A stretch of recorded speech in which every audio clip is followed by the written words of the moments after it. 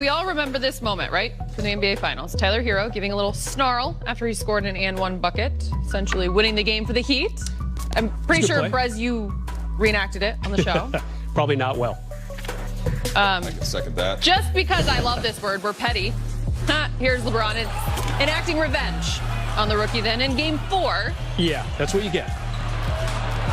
Basically, welcome to that flop, Trudeau. Come on. It's a flop. Yeah. You can't look tough with the snarl in the previous game and then just kind of fade on the flop like that.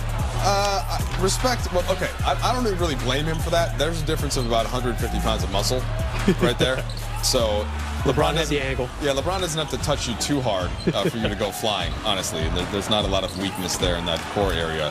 So I don't blame him. Well, this whole moment here kind of plays into this. Herro had this to say about LeBron in the Players Tribune. If the NBA was a video game, LeBron is like the final boss.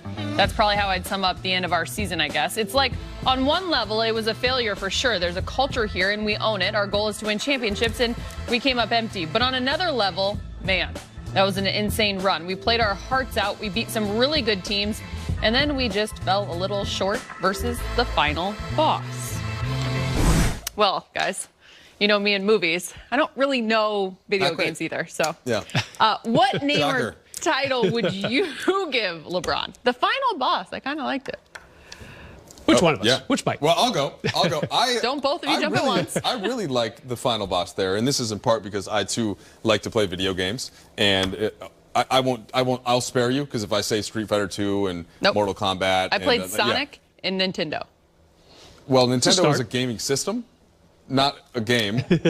I mean, those are the only things. You played games on Nintendo, and then Sonic was on Sega, but that's fine. That's neither here nor there. They told me I had to come up with a name, and I mean, it's not as good as the final boss. I just think Zeus. I mean, I was a fan of Greek mythology. There haven't been really great Greek mythological names ascribed to the NBA, and Zeus is basically the final boss in Greek mythology.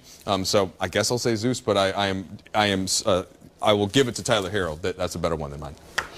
I'll tell you what, this is how old I am. I was kind of around for the original final boss in a Nintendo game, Mike Tyson, Super Punch-Out. You get through Mr. Sandman, you get through the Dream Guy, you get through Glass Joe. Eventually, you get to Mike Tyson. Great reference. As far as here, and the important stuff, I'm going to go with Mr. One for the Thumb. He's got 2 with Miami, he got 1 with Cleveland, 1 with the Lakers, obviously. One more. He's got 5 rings. Mr. One for the Thumb. I had one for the thumb originally. Rolls right off the tongue. Producer Ryan said, we need to add Mr. because final bosses are often like, Mr. Oh. Okay, I'm going to redeem myself really quick as you two have your moment over there. Yeah. I played Mario, okay? So Bron would either be the feather that makes you fly everywhere, or the star that makes you run through everything, or the cloud that takes you to the next world, because that's just what he does. But those aren't final bosses. Super Mario Brothers? Get you to where you want to be. Which Mario did you play? At a much accelerated pace. Okay. What? Super Mario 3? You ever played that? All of them. Yeah. Yes, I have. The raccoon tail? Fly? Yes, I have. I'm talking about, see? Yeah. First cultural reference you've ever gotten that I've thrown back your way. I really exposed myself on this one. Exciting. Guess who joined LeBron on the set of his new Space Jam movie? Michael Jordan. Not that Michael Jordan, but Michael B. Jordan. So still really good. On road tripping, LeBron joined me, Channing Frye, and Richard Jefferson, and he welcomed us to the Space Jam. Get it? Welcome to the Space Jam. It's not a sequel. It's called Space Jam New Legacy. It's not Space Jam 2, Space Jam New Legacy. And there will be a basketball game. I'll say that. And there will be some people that are a little bit out of this world that we're competing against. So in the same... Monstars. You can call them that. They have a different name. I won't give the name. But it's more of a family movie. It's a parenting movie between me and my son, and me trying to demand my son to do something because I was taught that way growing up. Demand my son to play basketball. This is all you're going to do. This is how you do it. And me as a parent not listening to my son and not believing in what my son is actually great at. So it's a tackling between me being a parent, supporting my son, and my son basically turning off at some point, and me trying to regain that trust. All right, so not technically called the Monstars like it was in the original Space Jam, but if you had to give me your Monstars lineup with current NBA players, Brez, you're up first. What would it look like? Yeah, I went with the villain angle for sure. Try to think of 5 guys who I just do not want to play against. And there they are, starting with Dwight Howard. First time I've seen these. I think the Denver series was kind of exhibit A, B, and C for that. He really got under Jokic's skin. Draymond Green, let's never forget the 2016 finals when he stepped over someone that he shouldn't have. It kind of irritated LeBron James, got suspended for a game, and as we know, they came back from a 3-1 deficit. The Cleveland Cavs did. Jimmy Butler, I respect his game a lot. Tough guy, not really a villainous guy, so we can kind of gloss over him. Chris Paul, remember he got punched in the face by Rondo a couple years ago? Chris Paul, always kind of a pesky, mouthy irritant. And Patrick Beverley, kind of the same, not quite as good of an offensive player as Chris Paul, but just kind of a nagging guy that you like him on your team, but kind of the villain when you're playing against him. I like the theme there of your squad, Brez. I don't know about the chemistry. No, yeah, definitely. I don't know. They'd have you one guys mission. Are much better chemistry. For sure. Destroy everyone. Yeah. Right. So, Allie, my team is more just what is the best basketball team without including LeBron that I can think of current NBA players. Were you guys not allowed to include LeBron? Well, no, because he's playing on the other squad. Yeah, He's playing on the He's Mr. Final Yeah. Boss. He's playing on the Toon Squad. So I'm bringing Steph in there. I'm excited to see how Steph looks this year. And how could I have any basketball team without Alex Caruso on it? It just wasn't possible. Now, I thought about having Jokic on and Caruso come off the bench, but I wanted to give him some love. Then with KD, Giannis, and AD, that's kind of the front court that I am excited about, and this is assuming some pretty good health with KD, but no defensive weakness whatsoever. They can all switch out in the perimeter, super long, super lengthy, and then on the other end, you got AD in the post, you got KD shooting bombs alongside Steph, you got Caruso doing all the little things. Giannis, you don't have to rely upon to create his own shot. He's just sort of the jack of all trades guy in that sense. So yeah, that team is solid. It would definitely beat Brez's Monstars, but I don't know how it would do against LeBron. My guys play dirty. That's a fair point. Yeah, they're pretty. Yeah, they would villainous. take all of their knees out.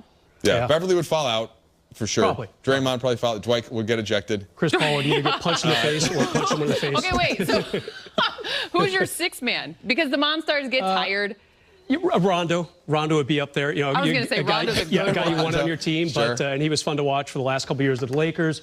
But you definitely don't want to be going up against him, as Chris Paul can attest from that one. This isn't going to be a very popular one, but Marcus Smart.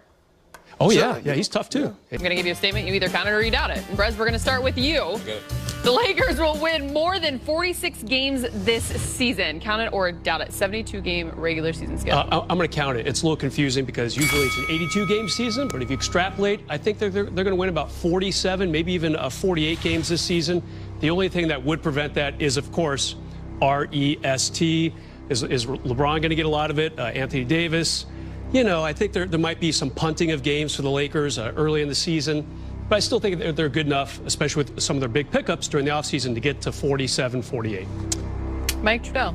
I will count this as well, and I'm going to veer towards, even on a night that the Lakers don't have their A game, Montrezl Harrell's coming off the bench. Dennis Schroeder, you do more. Hey, Kuz, you didn't get many shots last week. You do more. They've got 11 guys on the roster that are really pretty good players, and that's counting Taylor Horton-Tucker, who everybody's raving about in training camp. So this is a really deep squad. I think that they will win many games, and instead of them having kind of a disadvantage by the shortened offseason, I think it'll make them be a better rhythm early team, and they'll pick up some wins that way as well. And Mike, thanks for saying Kuzma. He's overlooked on a lot of these shows because you kind of know what he's going to bring, but maybe he can do it even more often if some of the big names get some rest earlier in the season. Yeah, that loves those opportunities too. LeBron will play in more than one preseason game. Brez, count it or doubt it? I'm going to doubt this. I think he's one and done, maybe the 4th one, maybe the 3rd one. I do not see him playing more than that. I think Frank Vogel's been upfront about that. I think LeBron has also said, preseason, whatever. There's only 4 games this year. I put him down for the 4th one, and I think that's it. I'm going to go the other way. I'm going to say count it only because December 22nd is when the regular season starts. Day is today? Like the 10th? 11th? One of those two? We're the 9th. It's the 9th. The 9th? Okay, cool. Still, that is not a lot of time until that day comes. And I think that LeBron's going to have, maybe he's not going to play a lot, but maybe like the first quarter of one game and then the first and the third quarter of another game. So I think that these guys want to get at least a little bit of run. So I think 2 is the number that I would guess, but no inside information on that. I think he's going to play all 4 because all 4 games are here on Spectrum Sportsnet, and he knows that. Moving on, the Pacific Division will have 4 playoff teams. Brez, count it or doubt it? I'm going to doubt this. I mean, hey, to me, it's the best division in basketball, but automatically you throw out the Sacramento Kings. I don't know if the Phoenix Suns are going to make it as well. You know, it's going to be interesting. I like what they did. Robert Sarver definitely opening up the vault to bring Chris Paul aboard. I appreciate that. I just don't know if you're going to get, you know, either them or the Warriors will make it. One of them won't. It's too bad about Clay. That's what it comes down to, for sure. Yep. Yeah, I'm going to doubt this too, but I think Phoenix is actually a very solid playoff team here. I love Chris Paul coming that way. I think Devin Booker takes another big step. Golden State is the team that is a question mark for me here.